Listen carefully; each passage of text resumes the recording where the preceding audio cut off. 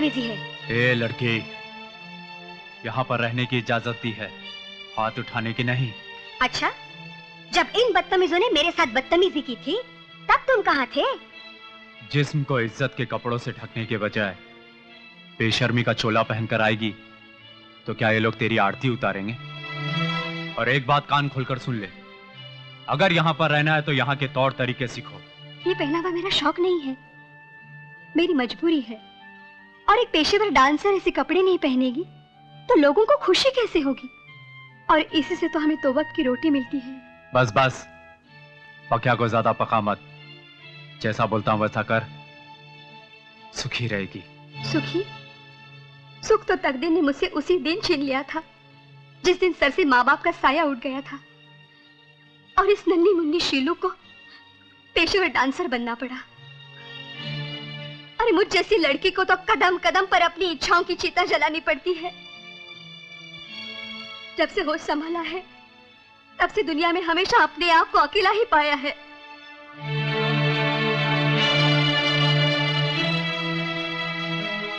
इंसान हमेशा अकेला आता है, अकेला ही जाएगा।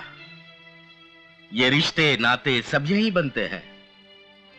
बेटी, पराया कहकर अपने आप को, हम सब लोगों को शर्मिंदा मत कर। बाबा, आपने मुझे बेटी कहकर मेरे दिल का बोझ हल्का कर दिया है।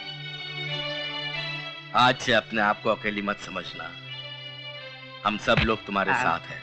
अम्मा, हमने जो आपके साथ हरकत की है हम माफी के लायक नहीं जी, फिर भी हमको माफ कर दो जी। तो इस खुशी के मौके पे चाय के जश्न हो जाए। तो फिर इधर खड़ा खड़ा क्या कर रहा है? चाय बोल रहे। आइए हम चाय पिए जी। अच्छा बाबा, हम चाय पीता नहीं। अच्छा बाबा, मैं चलती हूँ, मेरा होटल जाने का टाइम हो गया है। अच्छा अच्छा, ओके जी। आइए। लड़की है बाबा।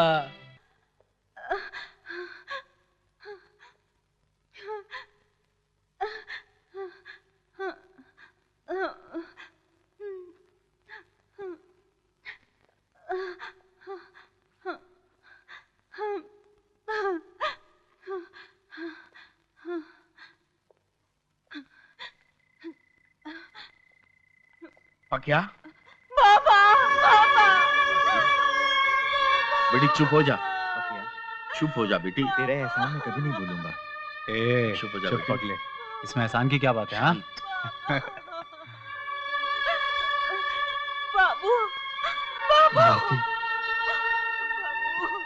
लेकिन पकिया, अगर इन जालिमों के जुल्म इसी तरह सर चढ़कर बोलते रहे तो एक न एक दिन पूरी बस्ती नंगी हो जाएगी।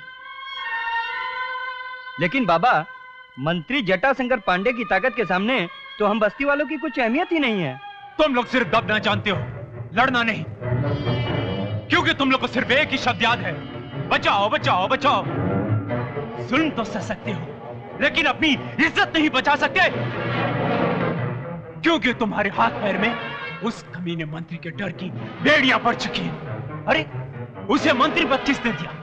किसने दिया? तुमने, तुमने और हाँ तुमने। अगर हम बस्ती वाले जब उसे मंत्री पद पर बिठा सकते हैं तो उसे मंत्री पद से गिरा भी सकते हैं। और एक बात याद रखना, इस इलेक्शन के बाद जटाशंकर पांडे मंत्री पद की कुर्सी पर नहीं बैठेगा, बल्कि हमारी बस्ती का नेता गुरुबख्श सिंह बैठेगा। ये क्या कह रहे हो बेटे? ये कोई गरीबों का खेल थोड़ा ही है। आज बड़े बड़े दिग्गज अपराधी चुनावी अखाड़ों में उतर रहे हैं, जिनके पास गलत ढंग से कमाई हुई बेशुमार दौलत है, जिन्हें बड़े बड़े अपराधियों की शय प्राप्त है, जिन्हें समाज और देश की बजाय खुद को सुरक्षित रखने की ज्यादा चिंता है। मेरी क्या औकात कि मैं उनके सामने खड़ा भी हो सकूं। अब सोचने का वक्त नहीं है नेताजी। आज जनता की मांग है, आप जैसा जनसेवक जो जनता को भाई और पिता जैसा स्नेह दे सके। जो इस बस्ती की बिगड़ती हुई हालत पर काबू पा सके, जो हर गैर कानूनी हरकतों को उखाड़ फेंके। और ये सब वही कर सकता है जो स्वयं इस दलदल से बाहर हो। नेताजी, अगर पांडे जैसा नेता फिर से जीतता है तो अवैध नगरों की ये नगरी और फूलेगी फलेगी, इस बस्ती में आतंक और बढ़ेगा। अब अगर आपने हाँ न की तो बस्ती की सारी जनता कल से भूख हड़ताल कर बैठेगी। नहीं नहीं, इसकी कोई आवश्यकता नहीं। जनहित मुझसे ज्यादा अहम है। कर्म और कर्तव्य पहले, अधिकार और फल बाद में। मुझे आप लोगों का यह प्रस्ताव मंजूर है। इतनी छोटी सी बात के लिए और इतनी बड़ी परेशानी, ऐसा क्यों मंत्री जी? ये छोटी बात नहीं है कल्लू बच्चा, बात छोटी नहीं है। उस हरामजादे ने मेरे बेटे को मारा, मैं खून का घूंट पीकर रह गया। लेकिन अब पानी सर से ऊंचा होता जा रहा है।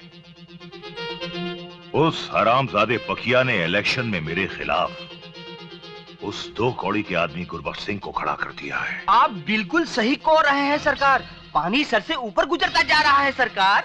चुपे, साला हमेशा मनहूस खबर लेकर आता है। कल्लू बच्चा, अब कुछ ना कुछ तो करना ही पड़ेगा। कुछ नहीं करना पड़ेगा मंत्री जी, सिर्फ हुक्म कीजिए। एक काम करो, तुम उस वकिया को गोली मार दो और उसकी मैयत पर हमारे चुनाव चिन्ह की मोहर लगा दो। वाह मंत्री जी वाह, कहा सोचते हैं आप अपनी जनता के बारे में। बस यूं ही समझ लीजिए मंत्री जी, पकिया की जिंदगी धरती पर कुछ ही समय की मेहमान है।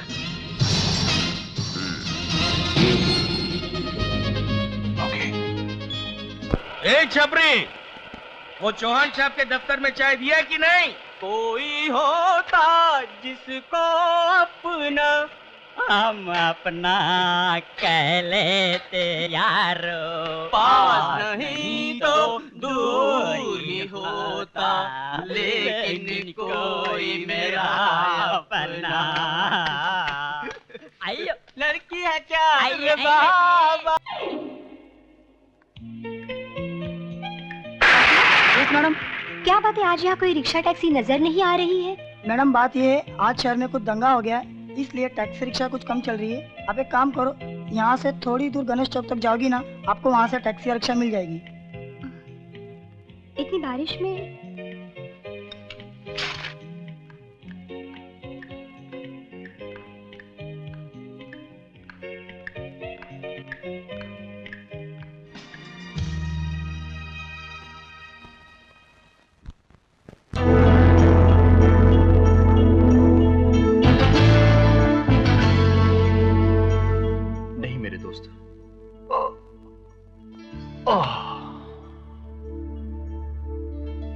डॉक्टर ने तुम्हें 2-4 दिन आराम करने को कहा है।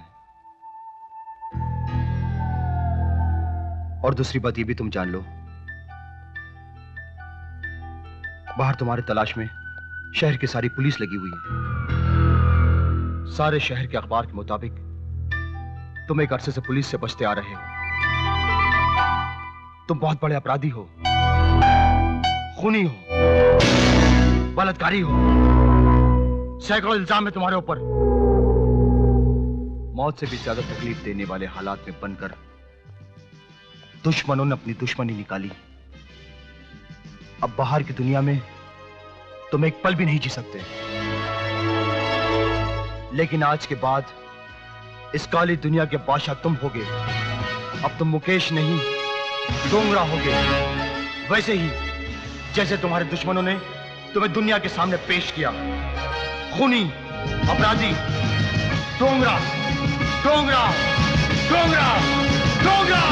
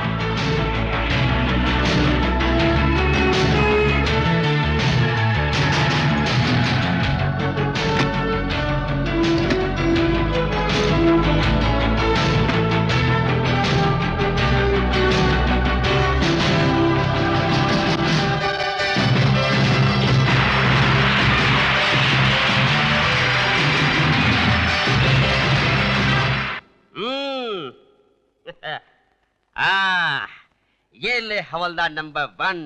इंस्पेक्टर कामले के जाने की खुशी में एक हाथ मार ले, ये तंबाकू खाकर तू झूमने लगेगा। वाह! अबे हवलदार देवानंद, इस नए इंस्पेक्टर को भी देख लेना। जो भी यहाँ इंस्पेक्टर आता है पहले तो वो शरीफ रहता है, उसके बाद कामले बन जाता है। अच्छा? अब वो फतेह सिंह, वो ख्वाबों की दुनिया वाला फतेह सिंह। अरे देवानंद, क्यों फतेह सिंह के रंग में भंग कर रहा है? अरे वो रियल लाइफ में कांस्टेबल नहीं बन पाया, ख्वाबों में तो उसे इंस्पेक्टर बन जाने दे। नहीं बन पाएगा। ओए बकवास न कर जलमुखड़े, तेरे मुंह पे गरम तवा चिपका दूंगा। बदतमीज। जितने मेरे लोहे जैसे हाथ डोंगरे के गिरेबान तक पहुंच गए ना, तो फिर इस फतेह सिंह को इंस्पेक्टर बनने से कोई नहीं रोक सकता, समझे? ये मेरा ऐलान है डोंगरे के नाम। अरे आहिस्ते बोल, आहिस्ते बोल, कहीं डोंगरे ने सुन लिया ना तो तुझे तेरी पतलून संभालना भारी पड़ जाएगा। देवानंद, इसे पता नहीं है कि गीले कपड़े कितने भारी होते हैं।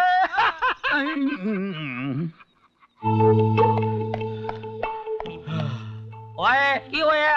आप क्यों रहा? तेरे पीछे छक्के लगे हैं? क्या कहा?